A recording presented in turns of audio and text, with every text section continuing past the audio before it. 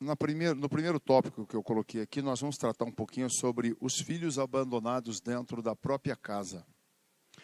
O texto que nós vamos usar é Mateus capítulo 7, o versículo 27, que nos diz: todo aquele, pois, que escuta as minhas palavras e as pratica, assemelhá-lo-ei ao homem prudente que edificou a sua casa sobre a rocha. Desceu as chuvas, correram rios, assopraram ventos e combateu aquela casa, e não caiu, porque estava edificada sobre a rocha. Aquele que ouve as minhas palavras e não as cumpre, compará-lo-ei ao homem insensato que edificou a sua casa sobre a areia. Desceu a chuva, correram rios e assopraram ventos, e combateram aquela casa, e caiu, e foi grande a sua queda. Amados, vários aqui de nós que estamos presentes, como a minha pessoa, eu fui criado numa época que não tinha telefone fixo em casa. Quem tinha era luxo. Nós tínhamos orelhão, nós tínhamos o meio de comunicação, as cartas. Era o que nós tínhamos, hein, irmão? Então isso hoje mudou. Todo o sistema informativo hoje e todo o sistema de comunicação hoje foi desenvolvido numa tecnologia tão avançada que hoje, na realidade, isso tem trazido alguns transtornos às nossas famílias. Tivemos aí esses dias aquele negócio da baleia, que alguns filhos se suicidaram. Nós temos aliciamento de miseráveis com pornografia e pedófilos ou pedófilas estão aí dentro das redes. E os nossos filhos, na realidade, eles acabam ficando perdidos porque até a própria questão da educação do país, ela não teve um ensino apropriado para isso. Isso vai chegando na nossa vida e vai entrando dentro da nossa casa e nós perdemos o controle. Então, filhos dentro da casa, às vezes eles estão abandonados, né? E um dos processos, encontrar esses filhos abandonados emocionalmente. Um dos primeiros fatores que nós temos que tratar aqui. E essas famílias, elas estão desestruturadas, às vezes, pelos próprios filhos que estão na questão do mundo virtual. E que ele, na realidade, ele é um mundo real, mas um mundo que, às vezes, não tem nada a ver com o mundo real que nós vivemos. Esse é um dos primeiros pontos que eu queria tratar com vocês. E outro ponto, fazendo um levantamento por alguns órgãos de estatísticas formal dentro do nosso país e tanto da América, do outro lado, América do Norte, dizem que 90% dos casais não estão preparados após o ano de 1990, casais não estão preparados para terem filhos. Em outras palavras, casais não estão preparados para formarem famílias. Então, diz que 90%, e aí nós estamos vendo mesmo, de 90 para cá nós tivemos uma enxurrada de divórcios. Alguns divórcios foram lícitos, foram aceitos até pela própria palavra. Traições, abandono do lar, né? Então, essas pessoas tiveram que divorciar, não tinha mais como salvar aquele matrimônio. Mas, de repente, nós temos aí divórcios porque as pessoas elas não se prepararam para casar. Elas tiveram um desequilíbrio emocional em se apaixonar, viver uma vida promíscua de sexualidade sem a responsabilidade, e veio um filho. E aí, essa hora, veio um filho, uns responsáveis abandonaram essa mulher. Outros, tentando uma certa responsabilidade, casaram, se assumiram, mas não tinha uma estrutura para criar um filho. Por exemplo, quando eu casei, eu sou casado há 31 anos. Quando é que foi? 2005, 2006? Não, peraí, 85, 86? 85, 86, acho que eu sou ruim de data, eu sou muito ruim de data. Quando eu casei, né, então eu me lembro de levantar cedo, ir ao trabalho e chegar na hora do almoço em casa, minha esposa balançando a Carolina no colo.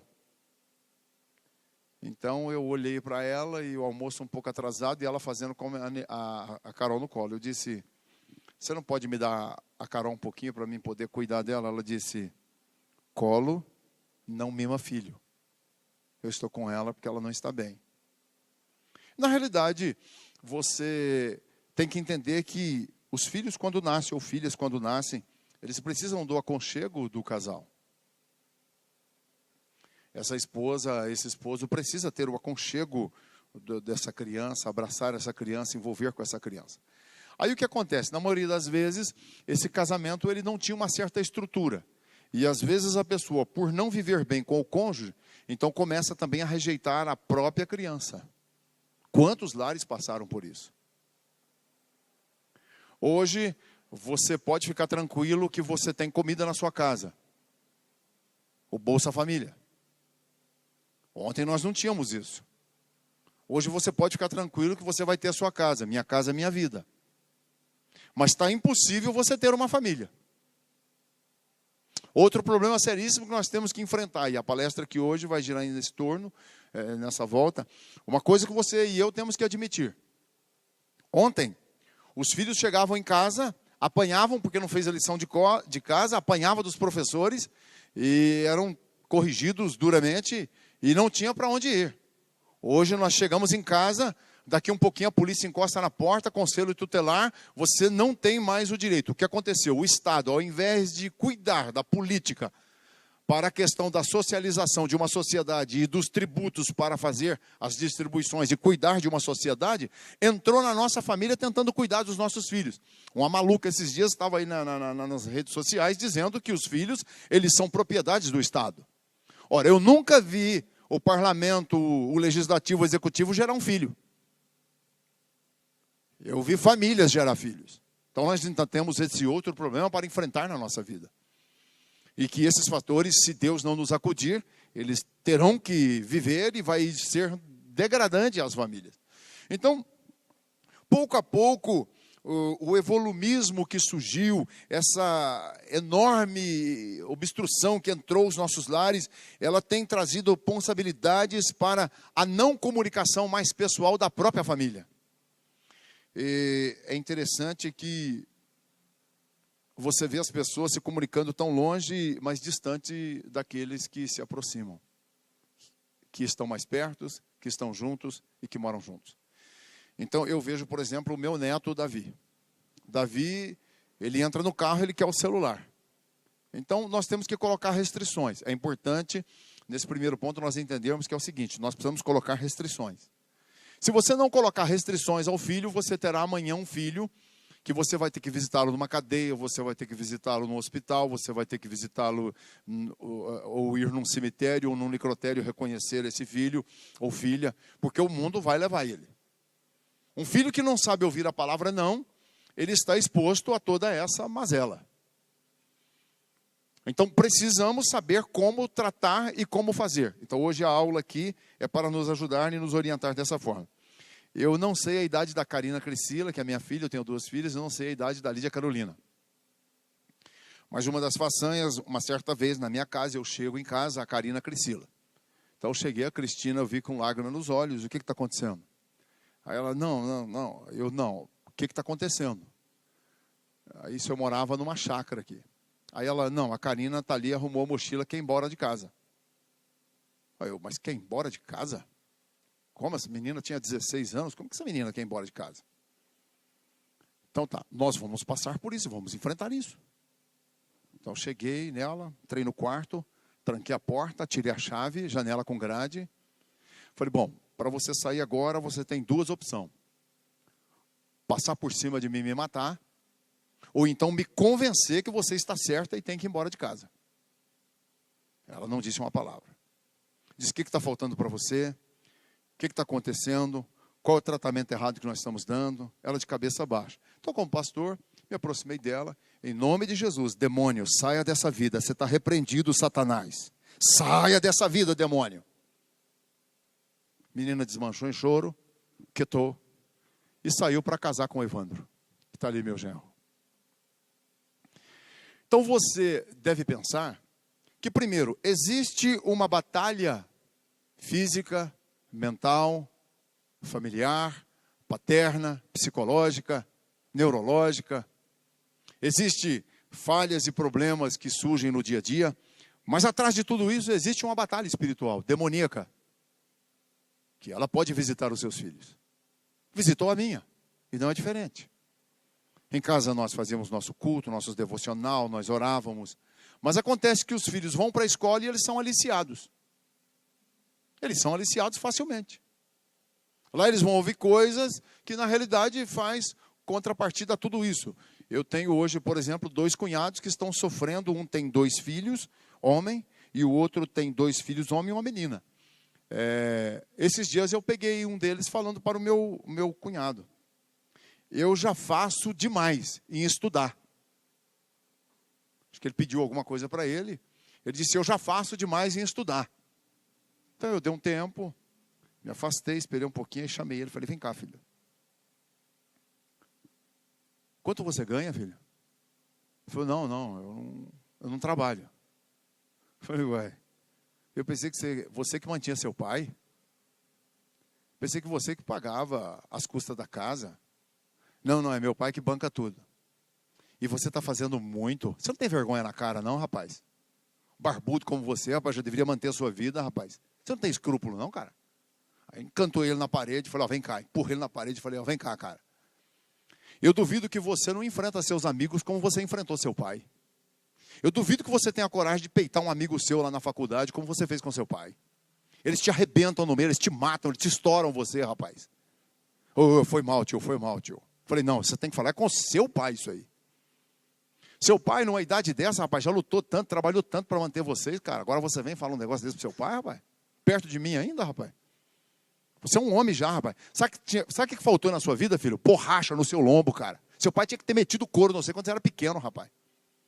Falei: vai perguntar para minhas filhas quantas surras elas levaram de mim. Vai perguntar quantas vezes eu peguei elas dentro de um quarto e dei uma lição de moral por elas. Vai perguntar para elas quantas vezes eu tive que enfrentar conselho tutelar, professor, diretoras, porque elas tinham que me ajudar, elas tinham que trabalhar. Vocês não trabalharam. Filhos que não trabalham vão dar trabalho para nós. Será um pouquinho essa matéria que nós vamos estudar aqui hoje, tá certo, meus filhos? Amém?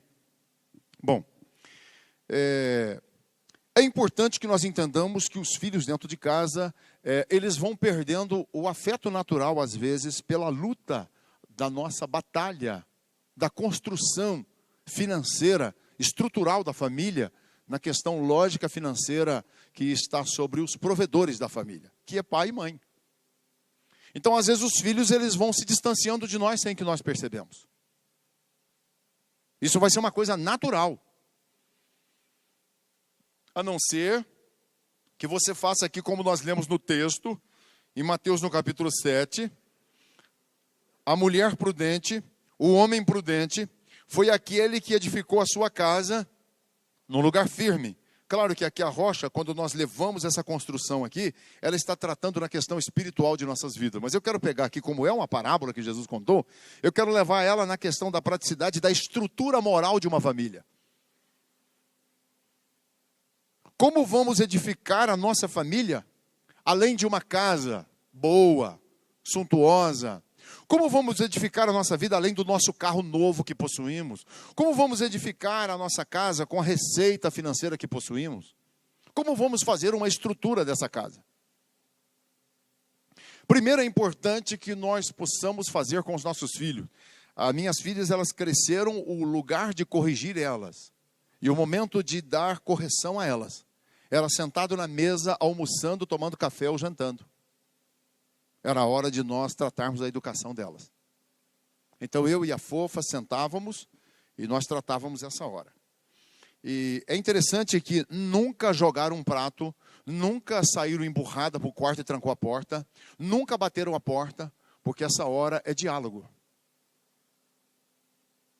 Eu vou ser sincero, papai não está aqui, já partiu para a eternidade, mas eu tive um pai maravilhoso. E todo o juízo que eu fiz dos erros do papai na minha correção, eu transfiro para o meu avô e bisavô. Eu imagino como meu bisavô tratou o meu pai. O meu avô, aliás. Meu bisavô tratou o meu avô. Como o meu avô deve ter tratado o papai. Então, a maneira que papai me corrigiu, quantas vezes papai me acordou, eu dormindo, para me bater. E eu não sabia por que eu estava apanhando, por que eu estava sendo corrigido. Então, eu tinha tudo para ser um filho revoltadíssimo. Tudo para nunca ter amizade com meu pai. Mas pelo contrário, amei meu pai, fomos grandes companheiros. Eu fui um dos filhos que mais convivi com amizade com meu pai. E se eu tivesse criado as minhas filhas da maneira que meu pai me criou, e esse é um dos primeiros pontos importantes que você deve saber. Você não pode agir com seus filhos como seus pais agiram errando no passado. Você tem que criar uma correção em cima disso. Você deve corrigir isso. Você deve parar a pensar como eles fizeram com você, da forma que fizeram, você não faça. Eu me lembro um dia que meu pai chegou numa roda de amigos que eu estava e me deu um tapa no rosto. Eu nem sabia por quê. Então, mas eu imagino a educação que, coitado, o papai recebeu. Meu avô era um italiano que, o dia que eu peguei na mão dele, que eu entendi por gente, quando eu peguei na mão do meu avô, eu olhei e pensei que ele era um gigante. A mão dele pegou quase que meu braço inteiro. Antônio Plácido Campos. Então, é importante que você pegue os erros que seus pais cometeram com você. Você não traga isso para dentro da criação, da educação e da formação da sua família.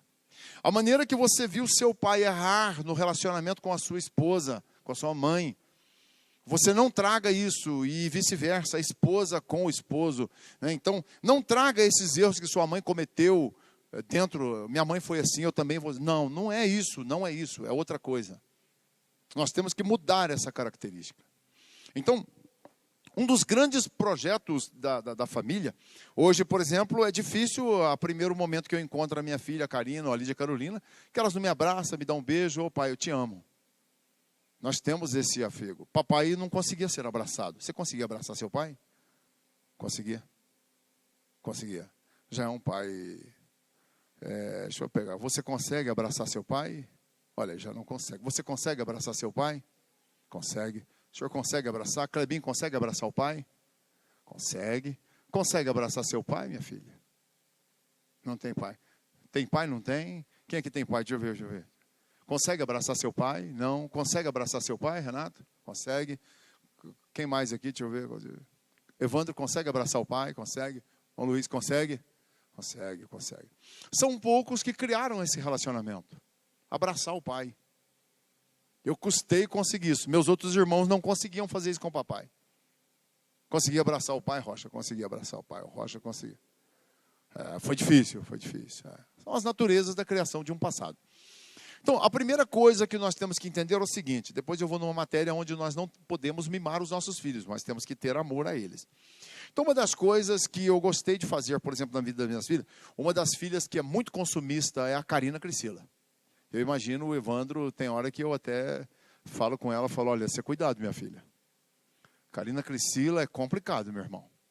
Se você der um talão de cheque para ela, o primeiro lugar que ela pensa em ir é lá na Chevrolet tirar um carro zero. Coitado do Evandro, viu? Só Jesus na causa. Vou lá comprar um carro. Mas como? Cadê seu esposo? Não, eu vou fazer surpresa para ele. Não, isso não é surpresa. Você ficou maluca? Quem vai pagar é ele. Você está doida? Já a Carol já é diferente. É pé no chão, né? Você cria da mesma forma. Então eu me lembro que quando pequenininho aqui começamos, vou ensinar vocês a mexer com dinheiro, vou dar para vocês uma mesada. Aí elas, o que é mesada? Eu falei, meu pai me dava cadeirada, eu vou dar mesada para vocês. Eu não tinha dinheiro, então eu dava cadeirada. Agora eu vou dar para vocês mesada. Eu vou dar para vocês, na época, 5 cruzeiros. Não, acho que ele já era real, tinha passado para o real. Então, você vai chegar no mercado, nós vamos fazer compra. Uma outra coisa muito importante que eu trilhei na minha família, no meu casamento, foi nunca fazer compra sozinho. Nunca fazer compra sem a fofa, ela sem eu e sem as filhas. Sempre nós 4 juntos. Sempre que chegava a compra, não comíamos nada antes. Colocávamos na mesa, fazia oração junto, elas com as mãozinhas, e aí tudo estava liberado para nós comer. Então, eu dava o dinheiro para elas e aí vamos fazer compra. Então, elas tinham o dinheirinho delas para elas gastar. Então, quantas vezes a Karina chegou, pai, eu vou comprar mais isso, mas você já fez a conta? Já, vai passar. Não vou pagar. Não, então o senhor desconta do mês que vem. Não, também. Então, eu fiz isso com as duas. E a Carol aprendeu. E a Carol aprendeu tanto que tinha um momento que ela falava, Karina, olha, isso aqui parece que é muito gostoso, você não vai comprar? Aí a Karina, então vamos. Aí ela falava, não, eu não vou, eu vou comer junto com você. A Carol aprendeu muito bem. Carol, ela foi muito bem aprendizada. Ela era muito inteligente nessa área. Aí então a gente começa a formar o caráter dos filhos nessa questão. Um outro detalhe importantíssimo na formação do caráter dos filhos é você nunca mandar um filho calar a boca. Cala a boca, né? Você não pode falar isso para o seu filho. Davi, quantas vezes eu E uma outra coisa que a gente tem que ter cuidado, por exemplo, o Davi, ele é um neto que está convivendo praticamente com 6 pessoas adultas. Que é os 2 genros, as 2 filhas, eu e a Fofa. Então ele está em casa, tem 6 pessoas, somos dele. A atenção é para ele. Então nós temos que ter muito cuidado com isso, porque isso pode trazer um problema para o próprio garoto amanhã. Então tem hora que eu estou conversando, estou tratando com pessoas, ele chega, vovô. Eu, Davi, pede licença, meu filho. Que falta de educação, filho. Aí ele, desculpa, vovô. Então, você chama ele, nós temos que ensinar esses bons modos. E isso começa na tenra idade, quando pequenininho. Davi, vem aqui. Pois não, vovô. Pega isso para mim ali, Davi. Muito obrigado, Davi. Você precisa ensinar esses predicados da educação para os filhos. Pastor, por que o senhor fala com o neto e ele atende? É um preparo que você começa já na tenra idade. Se você, nós temos que ter um certo cuidado. Existem casais, por exemplo, que têm filhos e de repente, quando está perto a mulher de sofrer a menopausa, ela tem uns 90% de ter uma gravidez nessa hora. E ela já está numa idade onde já criou um pouco esses filhos, já estão meio criados. E aí vem, como diz o povo, a rapa do tacho, né? Cuidado com essa criança, que ela pode ser um problemão para a vida de vocês amanhã. Por quê? Porque agora a família inteira vai paparicar essa criança. Tudo que ela fizer é engraçadinho. Tudo que ela fizer é bonitinho. E é tudo bonitinho mesmo. Eu não sei onde o Davi lá entrou no meu... Eu vou te contar, essa geração é complicada. Ele me pega meu celular esses dias e me entra dentro do celular e acha uma foto dele onde eu morava numa casa e ele calçando meu sapato e andando na casa com meu chapéu e meu sapatão no pé, né? Eu fazendo barba, ele veio e subiu, trouxe uma cadeira, empurrou a cadeira, pôs, subiu, vovô, barba, eu quero fazer barba. E aí eu peguei, passei espuma nele, fiz barba nele. Então você volta uma atenção tão grande a essa criança, que isso pode ser paparico que nós estamos fazendo, nós estamos exagerando na questão do carinho. E carinho não se pode exagerar. Nós temos que ter doses na questão do carinho. Você pôr a criança, o Davi, por exemplo, eu sento para almoçar, eu já não estou aguentando mais pegar ele. Mas eu sento para almoçar, ele vem, quero sentar no colo do vovô. Então, ele senta, eu dou comida na boca dele, nós brinca e tal, tudo bem. Mas daqui uns dias, isso não tem como mais. E ele tem que entender isso. Então nós vamos formando nos nossos filhos uma personalidade, um caráter, uma natureza. Ele tem que aprender que não é só dele, que não é só para ele. Esses dias agora eu dei uma aula para ele sobre ser influenciado pelas pessoas. O coleguinha te chama para ir no banheiro e vocês, hoje, nós estamos numa época totalmente diferente. Eu sou de uma época que você andava no carro sem cinto de segurança. Eu sou de uma época que você brincava de carrinho de rolemã. Tinha os dedos machucados por segurar a rolemã por baixo. O senhor brincou com isso, né? Eu sou de uma época que nós, colegas, abríamos uma Guaraná e todo mundo bebia um pouco. Hoje não pode mais. Não é por nojo, pela infectologia que está rodando por aí. Então, houve uma mudança muito grande. Então, eu ensinando para ele, Davi, o coleguinha te chama para ir no banheiro lá na escola. E aí, o que você faz? Aí ele, você vai com ele ou não? Não, você não vai. Mas se eu tiver com vontade, então ele é inteligente. E se eu tiver com vontade de ir no banheiro, vovô? Você fala, olha, você pode ir, que banheiro não é lugar para ir 2 pessoas. Vai, depois eu vou. Se você for, você está sendo influenciado. Então, contei várias experiências que eu fui influenciado e o preço alto que eu paguei. Então, isso é importante nós sentarmos e ensinar os nossos filhos. Você contar dos seus fracassos. Você contar das suas mazelas, dos seus erros. Hoje nós não temos tempo para isso.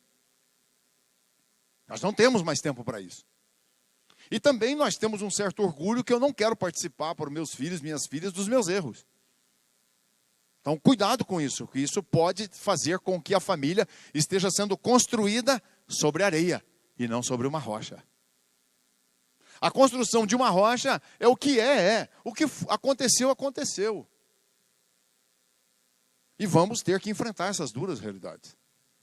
Então, muitas das vezes, os nossos filhos, eles estão seguindo um caminho como se estivessem voando ao vento. Eles estão soltos. Não há um referencial mais para dentro da família, um norte para a família, né? Nós estamos aí agora, as escolas promovendo a mala, né? Ouviu isso?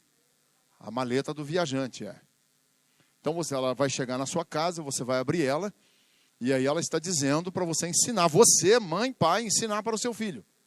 Não existe casamento de homem e mulher. Existe casamento de homem com homem, de mulher com mulher.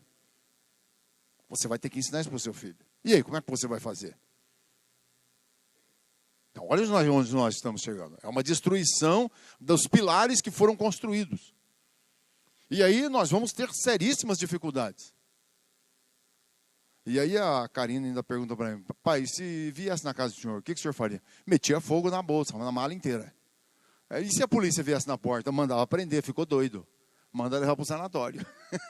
Ficou doido, e depois fogo na mala do viajante. Então, deixa morrer, uai.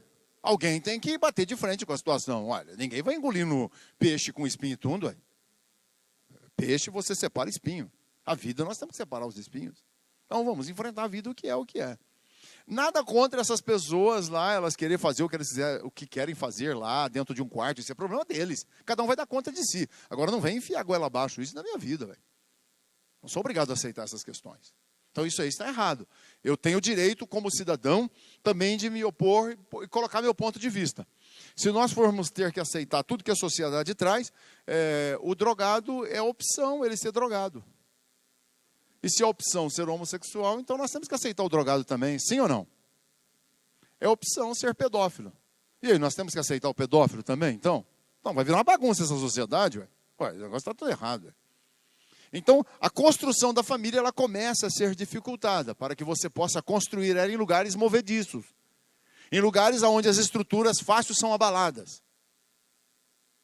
E ao serem abaladas, uma sociedade, eu quero lembrar que uma sociedade,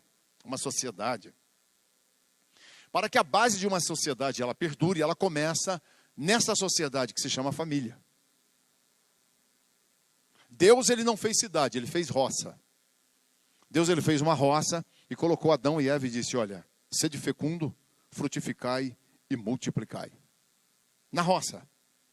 Quando nós vivíamos na roça, nós éramos outro tipo de família. Eu morei em colônia. Aquilo era uma família. Um vigiava o outro. Um cuidava do outro.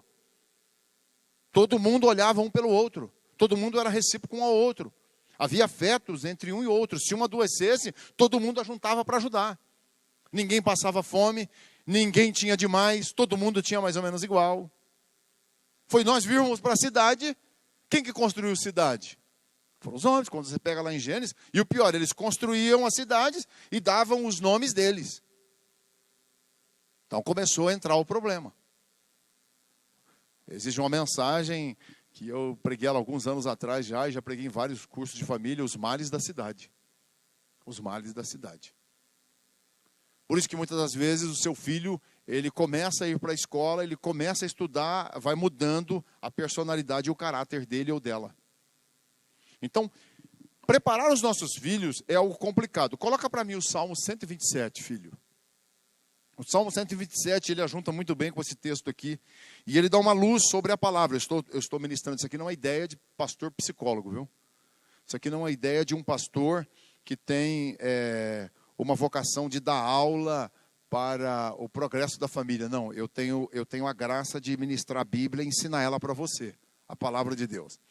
O Salmo 127 diz, se o Senhor não edificar a casa, em vão trabalham os que edificam. Se o Senhor não guardar a cidade, em vão vigia as sentinelas. Então, veja bem, essa construção aqui, isso aqui teve duas pessoas aqui que contribuiu profundamente para que ela existisse dessa forma. Esquece o proprietário que entrou com dinheiro para a construção. Duas pessoas importantes, engenheiro e pedreiro. Sim ou não? Quem foi que edificou isso aqui? Foi pedreiro ou foi engenheiro? Não, quem edificou foi o engenheiro. O pedreiro construiu. O engenheiro, ele colocou os pontos estratégicos de segurança. Ele deu a medida dos ferros. Ele mediu a envergadura, as extensões. Ele fez cálculos matemáticos. Ele projetou dentro de si, pedreiro, né? Mancha de planta. Escala 10 por 10, escala 3 por 3, São essas escalas, você vai seguindo elas para você saber as bitolas de ferro, essas coisas aí. Nós vamos seguindo ela. Então veja bem, o Senhor ali, ele está dizendo o seguinte: se o Senhor não for o engenheiro da sua família, em vão você vai edificar ela. E essa palavra edificar ela não está falando de uma casa, de um terreno que você comprou, vai para uma construção. Está falando na questão dorsal, moral da sua família. Como é que você toca o telefone e o seu filho atende e você dá sinal que você não está? Como é que você faz isso? Então veja bem, Deus, para edificar e fazer cálculo na vida do seu filho, da sua filha, para dar a ele os valores morais, você precisa contribuir também para essa construção. Então, quando nós começamos a construir a nossa família, com base na palavra, no caráter, numa linha profunda de personalidades sinceras e retas. Quantas vezes as minhas filhas assistiu e eu pedi perdão para minha esposa. Chegar para ela: minha fofa, me perdoa, eu fiquei nervoso, errei com você, e as duas assistindo. Por que o senhor fez isso, pastor? Primeiro, porque eu estava errado. Eu pequei com ela. Segundo, que elas tinham que entender que casamento é algo maravilhoso. Algo sublime. Agora você imagina se hoje elas não houver nelas essa conciliação. Não houver dentro delas esse desejo de, quando errar com seu cônjuge, com seu esposo, elas virem retratar. E olha, gente, eu vou ser sincero. Eu tenho 57 anos, sou filho de pastor há 57 anos, praticamente, porque o papai pastoreou muitos anos. E eu vi filhos matar pai. Vi uma filha que chamou o pai e o namorado falou: chama seu pai que eu vou matar ele. Zilnete ela chamava. E ela chamou o pai e o cara deu 3 tiros no peito dele. Então eu já vi muita coisa. Eu não vi tudo, mas eu vi muita coisa. Eu vi filhos ajuntar as coisas numa noite e pular a janela e nunca mais aparecer para os pais. Eu vi pais abandonar filhos. Tinha um moço que chamava Juval em Piracicaba, dando trabalho, bebendo, usando droga, batendo na irmã, aquela guerra. E a mãe um dia chegou: pastor João, o Juval está difícil, o senhor não quer tentar um conselho com ele? Papai lutou, conversou com ele. E ela disse: olha, infelizmente eu vou abandoná-lo. E numa noite ela saiu e ele saiu para a rua, ela catou as coisas com a filha e sumiu. No outro dia chega ele lá correndo desesperado em casa. Aí aquela coisa, aquilo que muitas das vezes os pais não quis fazer, por questão de um amor expressivo tão grande, de permitir que seu filho não sofra. Cuidado com essa palavra. Eu não quero que meu filho sofra, eu não quero que a minha filha sofra. Faça-o sofrer com você, porque você não vai matá-lo. Você não vai matá-la. Permita que eles sofram. Permite que eles passem dificuldade com você. Porque quando for com os estranhos, eles matam eles. Eles espancam eles. Eles não têm nenhum afeto por eles. Então aí o Juval agora, desesperado, chega, aí o vizinho: vem cá. Tem um quartinho aqui. Eu aceito você ficar aqui. Por 80% do salário que você vai ganhar. Não, eu não estou trabalhando. Então eu vou fazer uma marmita amanhã para você, 6 horas da manhã, você saia. Eu só chego 5 horas da tarde. Você vai chegar 5 horas da tarde com esse almoço.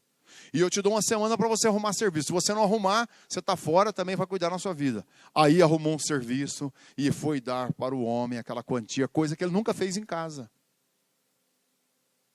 Nunca mais eu vi, não sei o que virou. Não sei o que virou.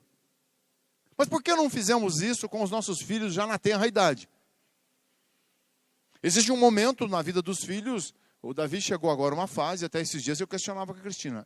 Ele tem que você colocar a roupa que você quer nele. Ele não ainda tem direito de escolhas.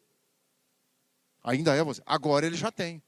E você tem que dar esse dinheiro. Após os 5 anos, você tem que dar o direito do seu filho escolher uma roupa, não na loja, talvez. Se você for comprar e você quiser deixar, você até pode. Mas você não pode chegar com uma criança de 5 anos, por exemplo, na sorveteria nossa lá, a gente vê muito isso. Então chega lá, eu falo: nossa, que é da filha, uma mexicana que é da minha filha. Então eu vejo lá uma mãe chegar com uma criança de 5 anos. Aonde você quer sentar, meu filho? Ora, como o seu filho tem esse direito de escolher um lugar para ele sentar, filho?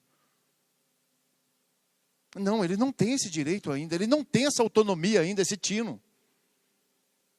Agora, hoje ele tem o direito de 5 anos, ele abrir a gaveta, falar, eu quero pôr essa camisa, eu quero pôr essa calça. Ele tem direito, você já começa a dar autonomia, para que eles possam amanhã ser independentes de você. Amanhã nós vamos dar independência a eles. É o que diz esse salmo aí, olha. Vai lá, 3. Eis que os filhos são herança do Senhor, e o fruto do ventre o seu galardão. Você, mulher, o dia que você estava grávida, quantas grávidas tem aqui? Tem uma lá atrás, quem mais? 2. O dia que você ficou grávida, Deus no céu disse, é o meu galardão. Sabem o que é galardão? Sabe o que é galardão? Sabe o que é galardão, filha? Sabe? O que é galardão? Oi? Recompensa. Recompensa. A minha recompensa, da imagem e semelhança que eu criei, está gerando vidas. É a minha recompensa. Eu desejei isso, quando eu fiz o varão e a varoa. Aí diz que eles são herança. Bom, nesse texto está provado que os filhos não são nossos. Não é do Estado, mas são de Deus. Uma herança quando recebe? Quando recebe uma herança? O dia que seu filho partir dessa vida, ele tem que ir para o Senhor. É a herança dele. Então eis um grande problema. Se os nossos filhos estão matando, roubando, se os nossos filhos estão fazendo o que o diabo faz, então eles não são filhos de Deus e não são herança do Senhor. São heranças malignas. Duro ouvir isso, mas é uma realidade, gente. E aí quando é que começa? Quando você não soube limitar ele, quando você não soube limitar ela.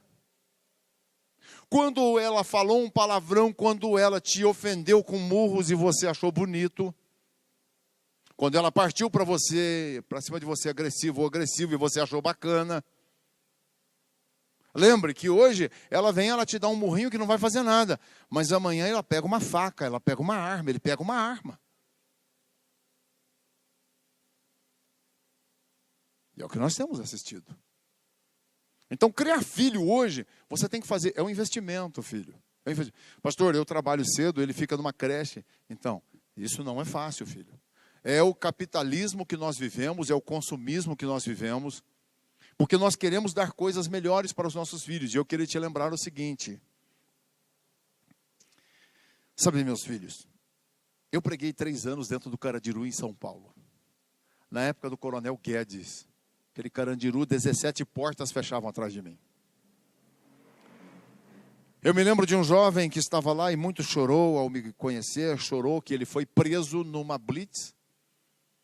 E esse jovem, ele deu o nome errado. Ele deu o nome errado lá dentro, achando que logo ia sair daquela situação. Porém, faltavam 3 dias para ele se tornar de maior. Como deu o nome errado, agora o pai veio com a documentação dele, mas não era o nome que ele deu. E o trem foi virando uma confusão, e esse garoto lá dentro. Filho de uma pessoa evangélica. E lá dentro do Carandiru, e aqui não diferente da nossa cadeia pública, Rocha, que no seu tempo eu também ministrei lá dentro. É interessante, você chega, qual é seu nome? Davi. Qual é seu nome? Jeremias. Qual é seu nome? Ezequiel. Qual é o seu nome? Noemi. Qual é seu nome? Maria. Qual é seu nome? Nomes bíblicos. Você fala, gente, mas essas pessoas são evangélicas. Claro que tem lá também o filho de gente que não é evangélico. Mas na grande maioria são os filhos evangélicos. E o que é que houve? O que é que houve? Então, um dos grandes também problemas da igreja, que nós podemos louvar hoje aqui a comunidade que nós estamos, são os radicalismos religiosos implantados por homens, dogmas, preceitos implantados por homens. Então eu me lembro quando eu cheguei no meu pai com 14 anos, por que o senhor deixou a igreja, pastor, e se tornou um drogado? Então eu vou te informar hoje. Eu cheguei no domingo de manhã à escola dominical, no sábado o diácono que dava a escola dominical tinha me visto eu de bermuda jogando bola. E me tocou da escola dominical. Você imagina a responsabilidade de uma igreja. Um garoto de 14 anos jogando bola e é tocado da escola dominical. Por que ele não me ensinou ali na escola dominical a guardar esses preceitos? Bom, aí é mais fácil tocar, porque afinal de contas não há base na Bíblia para sustentar isso. Não poder usar uma bermuda, não poder brincar de bola com os amigos, né? Eu vou ser sincero, eu particularmente, vou ser sincero para você. Eu não digo que você vai ao inferno por torcer por algum time. Eu te digo que é uma perca de tempo você fazer isso. Esses perna quebrada fica tudo rico lá por você estar torcendo para eles. Você é o que faz eles estar dentro da mídia. Então eu não perco tempo com isso. Isso não me vai levar ao inferno, talvez não te leve ao inferno, mas isso é muito mal para uma pessoa adulta, madura, fazer essa questão. Agora, nada contra a igreja, você formar um timinho com a turma, ir lá brincar, jogar bola. Isso é abençoado, isso é coisa maravilhosa. Aí então meu pai ainda vem e me bate em mim, quer dizer, eu saí. Chegou o tempo que isso veio na minha vida. Eu estava dentro desse processo de igreja, quando as minhas duas filhas chegou, eu estava pastoreando Serrana, e elas, pai, eu não quer mais que nós canta na igreja, porque nós está indo de moletom para a escola. E foi eu que mandei. Porque elas chegaram em casa, pai, os meninos pôs espelho no pé e viu nossa roupa íntima, elas de saia, e nós não queremos mais para a escola. E elas estavam certas. E então, de hoje em diante, vocês vão de moletom, de calça comprida. Então, a igreja tem que rever essas coisas. E aí o ministério veio para cima de mim e falei, não, encerrado a conversa, terminou aqui, estou saindo, estou deixando o ministério, vou cuidar da minha vida e vou pastorear a minha família. Você sabia que essa igreja, ela não era para existir. Isso aqui não era para existir. Porque eu deixei de pastorear uma igreja para pastorear minhas filhas e minha esposa. E começou lá no Campo Alegre. De repente tinha pessoas para batizar e eu não tinha como. Aí você tem que abrir uma porta, fazer um CNPJ. Então você está aqui por causa da minha família. Eu estou te pastoreando você como se estivesse pastoreando a minha família, tá certo? Essa aula que eu estou dando para você aqui, já dei para minha esposa, já dei para minhas filhas e dou para minha família. Isso aqui é uma aula que eu dou para minha família. Então é muito importante você entender que, infelizmente ou felizmente, família é investimento. Você vai ter que investir. Se você quer um filho, se você quer uma criança, você vai ter que investir. A não ser que você arrume uma boneca, que aí você põe onde que ela quer, onde você quer, você tira ela a hora que você quer. Você não precisa trocar fralda. Apesar que tem umas que faz até pipi, precisa trocar fralda. Já inventaram isso também, né? Dá um trabalhão também, né? E segue por esse caminho aí. Então, esse processo dentro da família, você vai ter que entender que chega, por exemplo, a idade dessa sua criança, ela chega no versículo 4, quer ver? Vamos ali, ó. Versículo 4. Como flecha na mão do valente, assim são os filhos da mocidade, a juventude. Ora, os arqueiros na era medieval, eram eles que faziam suas flechas. Diz que a melhor pena para se fazer uma flecha são das águias.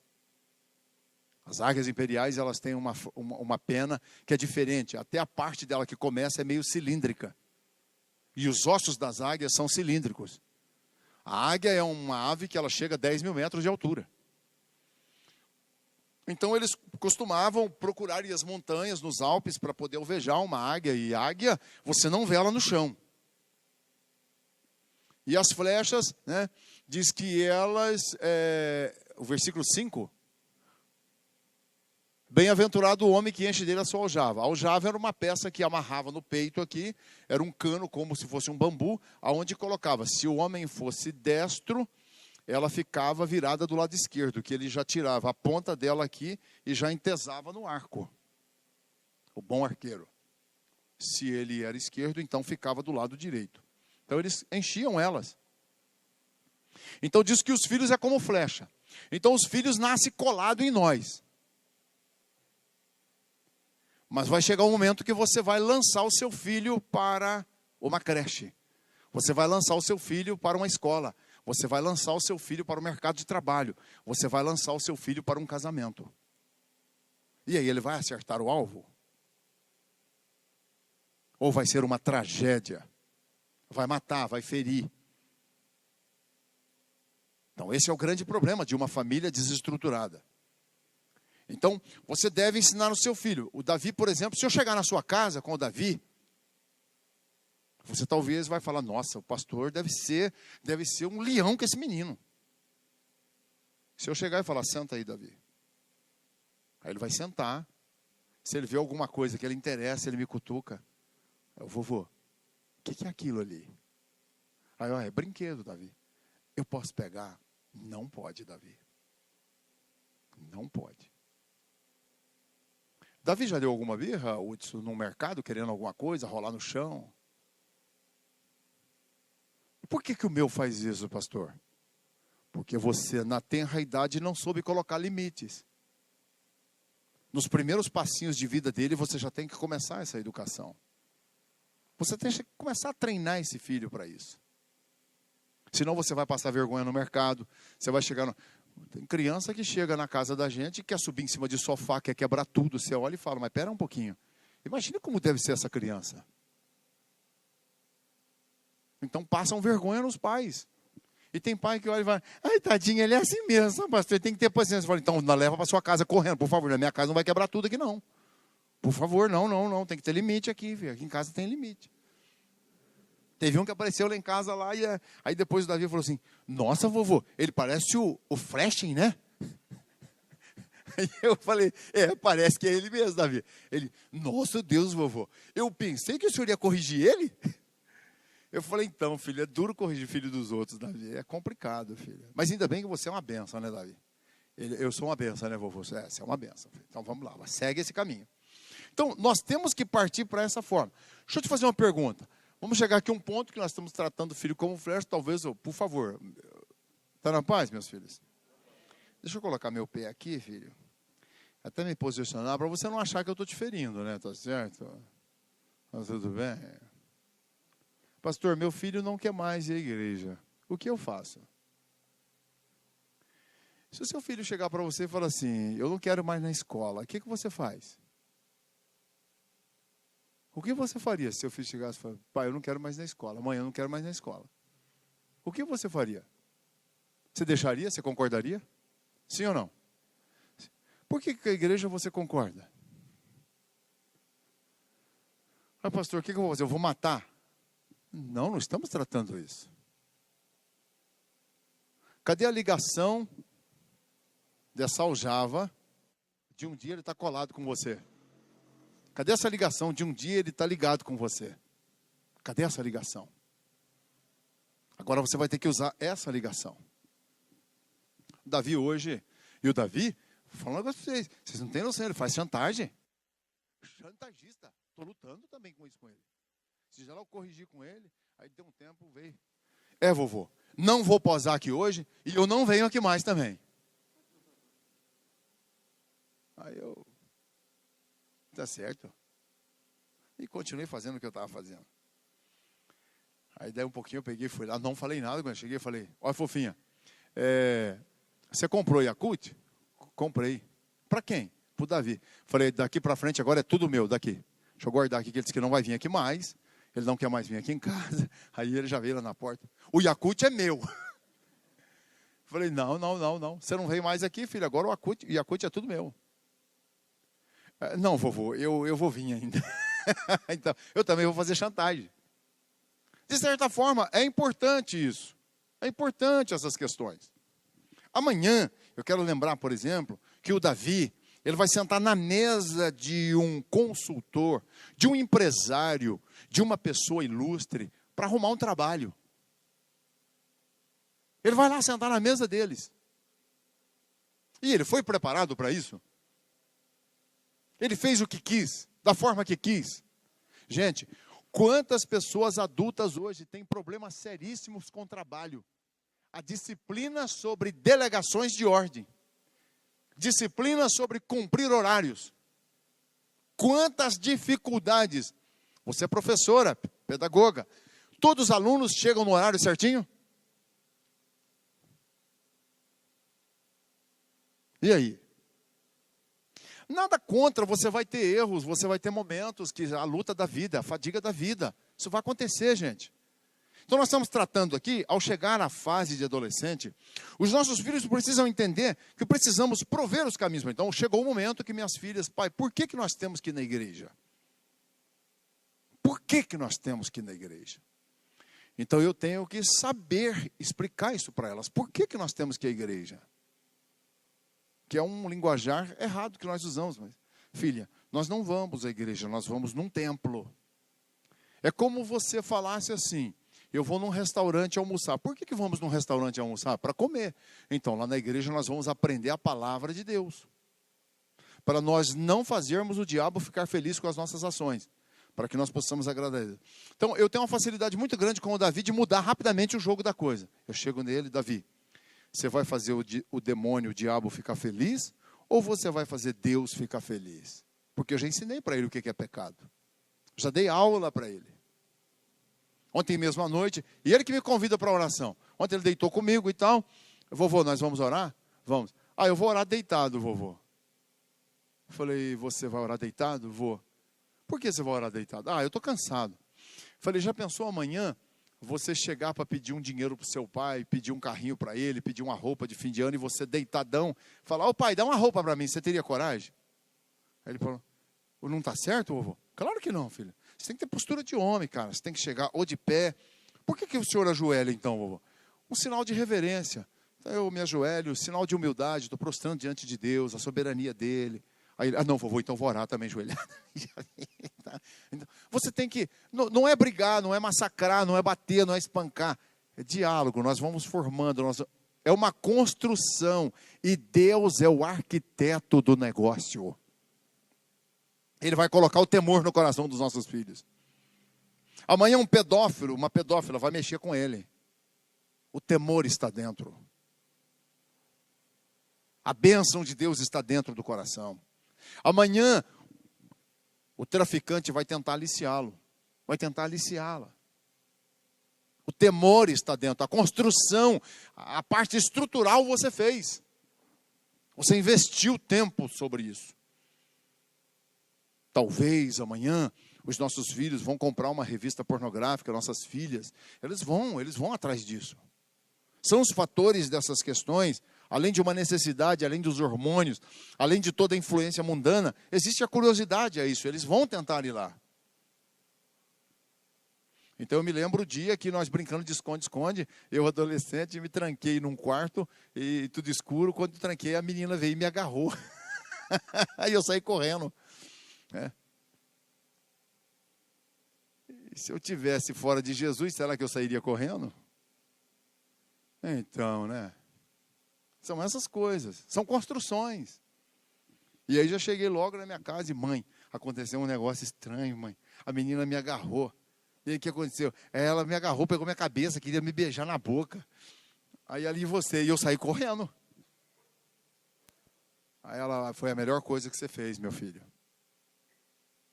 Você com 12 anos, daqui a um pouquinho você ia ser pai com 12 anos, meu filho. Você queria isso para a sua vida? Deus me livre, véio. Aí eu olhava numa mulher e falava, Deus me livre disso.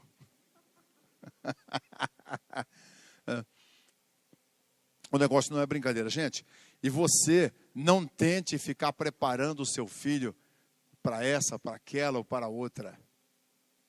Tudo acontecerá com a bênção de Deus, com a construção e o projeto de Deus na hora certa. Diz que o camarada criou o filho a vida inteira para que não casasse, que ele tinha uma decepção com o casamento. E por favor, eu estou contando uma história para você, eu não estou dizendo que a mulher seja um demônio. Não é isso não. Mas o pai enfiou na cabeça do menino que mulher, naquele tempo, não usava calça comprida. Meu avô que contava essa história. Era tudo vestido.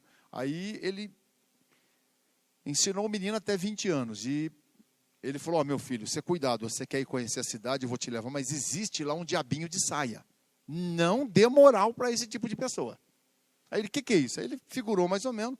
Andou com o menino, a cidade inteira, fez compra. Quando chegou em casa, falou, meu filho, o que você mais gostou lá? O que você quer? Ele falou, um diabinho de saia, pai. Então, meu filho, não adianta nós querer falar isso. E, na realidade, eu vou ser sincero, as mulheres são realmente algo espetacular. Eu vou ser sincero, que nós homens, se nós amássemos como as mulheres amam, nós seríamos pessoas abençoadíssimas. O amor da mulher é muito mais forte do que o nosso. Eu vejo a Cristina, por exemplo, morava a 550 quilômetros, eu morava a 550 quilômetros da casa dela. Fui lá para buscar ela, encostei uma belina velha lá, né? E lá em Uberlândia, e ela, e aí e tal? Falei, vim buscar você. E ela, ai, que felicidade. E eu, coitadinha dessa mulher, gente. Ela não tem noção do que ela vai passar. Então, a mulher ama muito mais do que o homem. Abandona a família, deixa a família e vai viver com você. Imagina uma moça a 550 quilômetros, você começar a se bater nela, maltratar ela e tal. E depois de 31 anos de casamento, agora esses dias eu estava lá na minha sacada, olhando à tarde, a chuva se formando. Da minha casa dá para ver quando a chuva vem chegando, né? Aí ela chegou por trás de mim, me abraçou, eu fiquei meio assustado. Eu estava sozinho, ela tinha chegado e eu não notei. Ela me abraçou e falou, o que você está olhando? Eu falei, eu estou olhando a chuva e lembrando de você. Ela falou, você sabia que eu nunca arrumei um namorado que cuidasse de mim, você cuida de mim faz 35 anos? Eu abracei ela e disse, enquanto viver, vou cuidar de você. Enquanto viver, vou cuidar de você. Porque eu sei que o amor dela foi muito mais forte do que o meu. Agora, isso nós temos que trabalhar na vida dos nossos filhos, para que os nossos filhos possam ser pessoas amanhã que saibam entrar e sair espetacularmente. Não pode amanhã o seu filho sentar, você tem que ensinar seu filho a fazer uma negociação financeira. Se for possível, você levar ele para ver como é que funciona. Levar a sua filha como faz uma compra, você tem que levar. Ensinar seus filhos como faz uma comida. Temos que ensinar os nossos filhos. Não é segurá-los, né? Muito cuidado com isso, porque eu estou dentro de uma família que luta, né? Você já pensou? E eu achei que como pastor eu nunca ia passar isso, Alexandre. A irmã chegou para mim e falou, pastor, o meu filho fez 18 anos e quer trazer o namorado dele para dentro de casa. Você imagina, eu nunca passei um negócio desse na minha vida. Olha o mundo que nós estamos vivendo, né? Então, que complicado isso, né? E outras coisas gravíssimas, né? Outras coisas gravíssimas. Eu estou com um caso aí agora que parece que deu uma acalmada, depois de eu trabalhar muito na vida desse moço, orar com ele. O moço, pela internet, chegou para a família e falou, eu estou arrumando meu passaporte e eu vou para o Paquistão. Você é um homem bomba. Você tem noção, você criar um filho deixou barba crescer como muçulmano, vinha aqui na igreja, sentava aqui nos bancos conosco. Vou para o Paquistão, você é homem bomba. Aí as últimas conversas que eu tive com ele foi, presta atenção, filho. Você está conversando pela internet? Tá. Você sabe aonde você vai ser preso? Num aeroporto internacional, cara. Você vai ser preso lá pela Polícia Federal, ou do Brasil, ou de outros países, será deportado. Você está pensando que você vai ser preso nessas cadeinhas daqui, cara? Então fique esperto, rapaz. E tive uma conversa com ele muito séria. Parece que agora deu uma acalmada. Mas a mãe foi parar em remédio de tarja preta. Ficou quase doida. Você criaria um filho para isso? Não, você está criando um filho para ser uma flecha. Para ser lançado no mercado de trabalho. Para ser lançado num casamento. Para ser lançado dentro de uma escola. E lá ele acertar o alvo. Lá elas acertarem o alvo. E toda a preparação que você fizer, todo investimento que você fizer, talvez ainda foi pouco. Foi pouco. Então o Davi, eu já peguei ele com a varinha fina na mão, filho. E dei umas lapadas nele e tal, e o genro nem sabe. Mas dei umas lapadas ferozes mesmo. E engole o choro agora, engole o choro e acabou. Senta aí agora.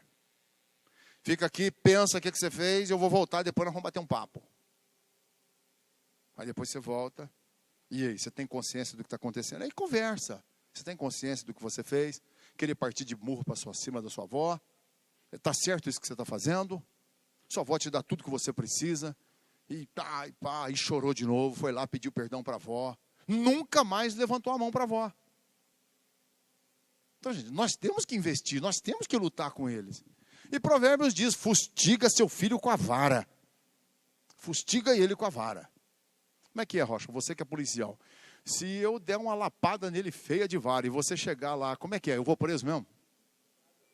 Vai nada, meu filho. Então mete o burrete lá. Chega a vara, meu filho. Não tenha dó não, filho.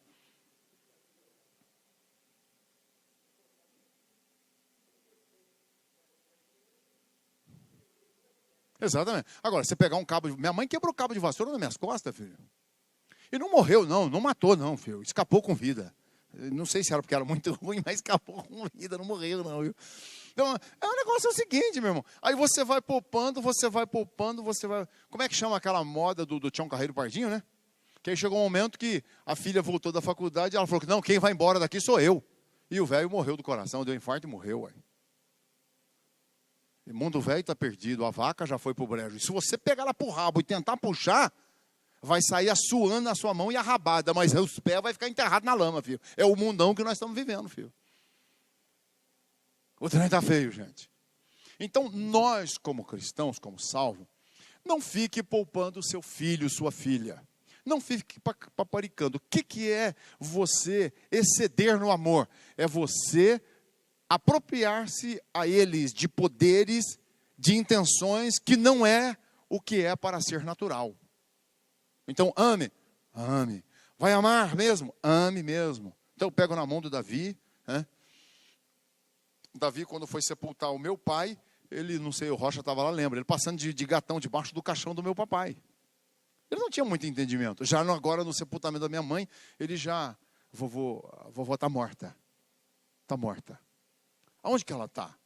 Ela está no céu, Davi. Eu vou para lá também, vai. Aí, é um diálogo, você tem que ir dialogando. É uma criança de 5 anos, mas ela está entendendo. Quando colocou minha mãe dentro do buraco, ele olhou e falou, mas a vovó vai dormir aqui hoje, vovô? Não, Davi, já não é mais a vovó, é só o corpo, filho. Aí você explica que o espírito já saiu desse corpo.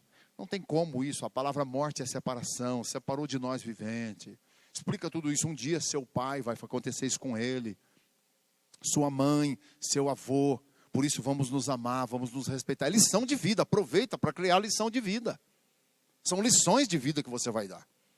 Porque afinal de contas, meu irmão, o que é o grande problema? Nós estamos vivendo aqui como se nós nunca morrêssemos. E de repente nós queremos morrer e vamos chegando ao estado mortal, para a morte, e nós não vivemos. Nós não vivemos. Não tivemos vida. Então vamos aproveitar essa vida enquanto nós estamos aqui. Chame a atenção do filho, mas ame ele. Corrija, mas ame ele. Corrija a filha, mas ame ela. E é tão importante você entender essa construção da família. Eu chamei vocês aqui hoje, eu acredito que outros talvez queriam vir, mas não puderam. É tão importante essa construção porque, na realidade, depois que nós estivermos com os nossos filhos formados, e lá na frente eles estiverem prontos, né? Tudo pode mudar. E para terminar com você, então nós tivemos dentro de uma família que, nossa, foi muito triste aquilo, muito trágico, né? Ribeirão Preto, um pai, ele gastou uma grana com o menino. Mandou para Harvard, se formou lá, se tornou um grande químico, um cara magnífico ele. Convidaram ele para ir para a NASA. E o menino muito especial. E o pai prometeu para ele, falou, olha, quando você se formar, o pai tinha grana. Falou, quando você se formar, eu vou te dar o que você quiser. O que você quer? Falou, pai, a hora que eu me formar, eu quero pelo menos ficar aqui 1 ano aqui no Brasil. E eu queria que o senhor me desse um carro zero. Para mim passear, eu queria conhecer um pouco o Brasil, que eu quero ir embora depois. E preparar lugar para levar vocês para lá. Falei, legal, ué. Então, quando foi na festa da formatura, o pai então veio com o embrulho para ele e deu para ele. E lá no momento, lá ele me abre o embrulho. Quando ele abriu o embrulho, uma Bíblia. E o pai era evangélico, pastoreei o pai muitas vezes. E o menino olhou aquilo e, nossa, acabou a festa para ele. Ele pegou, veio para casa, colocou a Bíblia na prateleira do pai, que tinha dos livros do pai, pegou as coisas dele, pediu à mãe um par de dinheiro, não quis nem despedir do pai, caiu fora e foi embora para os Estados Unidos. E deixou um bilhete para o pai. Nunca esperava que o senhor fizesse isso comigo, o senhor prometeu me dar um carro, o senhor me deu uma Bíblia de presente. Ó pai, tanta coisa que o senhor poderia me dar substituindo esse carro, me dá uma Bíblia. Depois de mais ou menos 10 anos lá, recebe a notícia que o pai está à beira da morte. A mãe liga, olha, se você quiser ainda ver seu pai vivo. Ele fez questão de atrasar um pouquinho e chegou e já pegou o pai morto. E aí dentro da casa, olhando, ele olhou e viu a Bíblia. E aí pegou a Bíblia. Quando ele abre a Bíblia, estava lá dentro um envelope e ele tirou e estava escrito, meu filho, antes do carro eu estou te dando essa Bíblia, que foi essa Bíblia que me fez eu ser o pai que eu fui e ter condição de te dar o que você recebeu. Mas está aí um cheque em branco assinado para você comprar o carro da marca que você quiser, do jeito que você quiser. Ele caiu de joelho, mas tarde demais. Tarde demais.